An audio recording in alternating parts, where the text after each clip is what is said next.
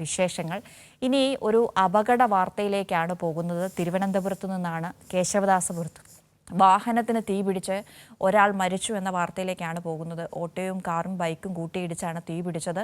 ഓട്ടോയിലുണ്ടായിരുന്ന ആളാണ് മരിച്ചത്. അപകടത്തിൽ 4 പേർക്കാണ് പരിക്കേറ്റിട്ടുള്ളത്. വിജിൻ വായാന്തോട് വിവരങ്ങൾ നൽകാനുണ്ട്. വിജിൻ, വളരെ ദാരുണമായ ഒരു സംഭവമാണ്. ഓട്ടോയ്ക്ക് തീ പിടിച്ച് അതിലുണ്ടായിരുന്ന ഒരാൾ മരിച്ചു എന്ന ദാരുണമായ സംഭവമാണ്. ഇതെങ്ങനെ ഈ അപകടമുണ്ടായി? 3 വാഹനങ്ങൾ കൂട്ടിയിടിച്ചു എന്നതാണ്. അപകടത്തിന്റെ വ്യാപ്തി എത്രത്തോളമാണ്?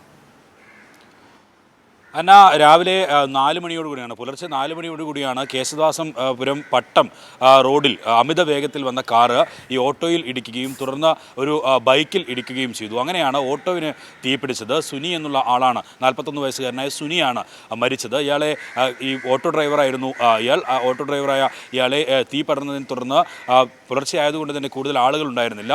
തീ പടർന്നതിന് ശേഷം ഇയാളെ ആശുപത്രിയിലേക്ക് മാറ്റി. ആ സമയത്ത് ജീവനുണ്ടായിരുന്നു. പിന്നീടാണ് മരണം സംഭവിച്ചത് എന്നുള്ളതാണ് വ്യക്തമാകുന്നത്. എന്തായാലും ആ ദൃശ്യങ്ങൾ കണ്ടാൽ മനസ്സിലാകും. ഓട്ടോ പൂർണ്ണമായും കത്തിച്ചാമ്പലായ നിലയിലാണ്. അമിത വേഗത്തിൽ എത്തിയ കാറ് ഈ ഓട്ടോയിൽ വന്ന് ഇടിക്കുകയായിരുന്നു.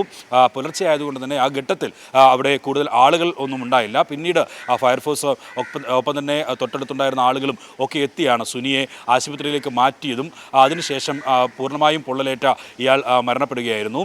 4 പേർക്കാണ് പരിക്കേറ്റിട്ടുള്ളത്. അതിൽ ബൈക്ക് യാത്രക്കാരനും ഒപ്പം തന്നെ കാറിലുണ്ടായിരുന്ന ആളുകളുമൊക്കെയുണ്ട്. ഇവരെ മെഡിക്കൽ കോളേജിലേക്ക് നിലവിൽ മാറ്റുകയും ചെയ്തിട്ടുണ്ട്. എന്തായാലും രാവിലെ ദാരുണമായ ഒരു സംഭവം തന്നെയാണ് ഉണ്ടായത്. ആ ദൃശ്യങ്ങൾ കണ്ടാൽ അതിന്റെ തീവ്രത എത്ര വലുതാണ് എന്ന് മനസ്സിലാവും. ആ ദൃശ്യങ്ങൾ കാണുമ്പോൾ ഞെട്ടലാണ്. കാരണം പൂർണ്ണമായും കത്തി നശിച്ച നിലയിലാണ് ആ ഓട്ടോ ഉള്ളത്. എത്രത്തോളം വേദന അനുഭവിച്ചാണ് പൊള്ളി ഒരാൾ മരിച്ചത് എന്നതാണ്. എങ്കിലും ഈ പ്രാഥമികമായ ഒരു നിഗമനം എങ്ങനെയാണ് എന്നതാണ് മനസ്സിലാക്കുന്നത്. ഈ അപകടം എങ്ങനെ ഉണ്ടായി, ഇത് എങ്ങനെ കത്തി എന്നത്? അന്ന കേശവദാസപുരത്ത് നിന്ന് പട്ടത്തേക്ക് വരുന്ന വഴിയിൽ അമിത വേഗത്തിലായിരുന്നു. കൂടുതൽ വാഹനങ്ങൾ ഒന്നും ഇല്ലാത്തതുകൊണ്ട് തന്നെ അമിത വേഗത്തിലാണ് കാർ എത്തിയത്. ഈ കാറ് നേരെ ഓട്ടോയിലും ഒപ്പം തന്നെ ബൈക്കിലും ചേർന്ന് ഇടിക്കുകയായിരുന്നു. അതിനിടയിലാണ് ഓട്ടോ കത്തുന്ന ഒരു സാഹചര്യം ഉണ്ടായത് എന്നുള്ളതാണ്.